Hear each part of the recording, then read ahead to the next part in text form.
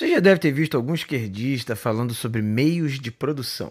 Mas o que é isso exatamente? Os meios de produção são as ferramentas, as máquinas e os locais usados para produzir os bens e serviços que a gente consome. Isso inclui desde o alicate da manicure até o aluguel do salão em que ela trabalha, até o software do programador que trabalha home office. A máquina que ara a terra, até o minério extraído para fazer a enxada. Esses recursos, em sua maioria, pertencem à burguesia e são usados para gerar o máximo de lucro possível para eles. Por exemplo, os produtores de leite brasileiros em 1986 jogaram milhares de leite fora nos estados de Minas Gerais e outros estados produtores porque o lucro estava muito baixo, eles precisavam aumentar o preço de alguma forma. Desde o período colonial, os ricos europeus, as burguesias europeias, montaram um sistema financeiro em que eles lucram e a gente perde. Países colonizadores, como os europeus, os Estados Unidos, produziam bens manufaturados que eram vendidos a preços altos,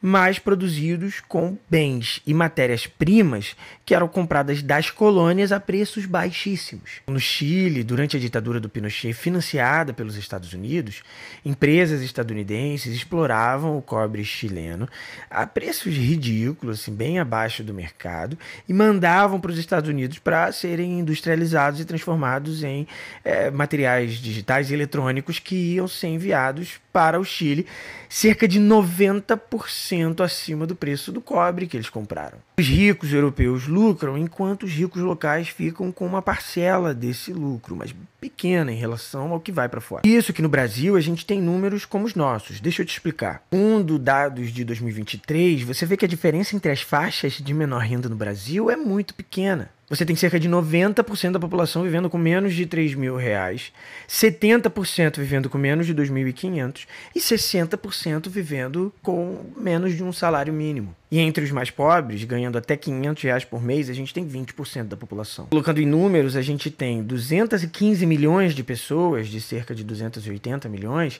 ganhando menos de R$3.000, enquanto 45 milhões ganham menos de R$500. Só que se a gente for falar entre os ricos, essa diferença é absurda. 10% da nossa população ganha mais de R$7.000, ou seja, a gente está falando de 21 milhões de pessoas. 1% da população ganha mais de R$20.000.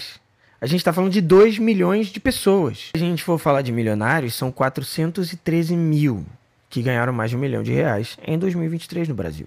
Uma diferença entre os ricos e os pobres é muito grande no Brasil. E com o tempo a economia ficou mais moderna e complexa e os instrumentos de exploração acompanharam essa modernização. Hoje, através do sistema financeiro, as burguesias internacionais investem em todos os níveis do nosso sistema produtivo. Na mineradora que extrai o ferro, na empresa que faz a enxada, na empresa que refina a madeira, na que vende soja, na que faz os processados e até no mercado que você compra lá. E se eles não investem diretamente, eles investem nos bancos que emprestam dinheiro para esses produtores. Dessa forma, eles conseguem lucrar em todos os níveis da nossa produção econômica. De acordo com o Oxfam do Reino Unido, desde 2020, o 1% mais rico do mundo acumulou 42 trilhões de dólares da riqueza do mundo produzida até aqui. Isso dá 2/3 de toda a riqueza do mundo.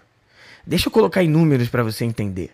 Dos 64 trilhões de dólares que foram produzidos de 2020 até agora, 42 trilhões de dólares foram para o bolso de 78 milhões de pessoas de 7 bilhões. Como se as populações de Minas Gerais e São Paulo fossem donas de mais de 60% de toda a riqueza do mundo. Isso significa que quando você compra uma caneta Bic lá no interior do Maranhão, você está enriquecendo uma empresa francesa. E não só você, também o dono da papelaria, porque ele teve que comprar para revender. Tudo gera lucro para a burguesia, porque eles têm os meios de produção.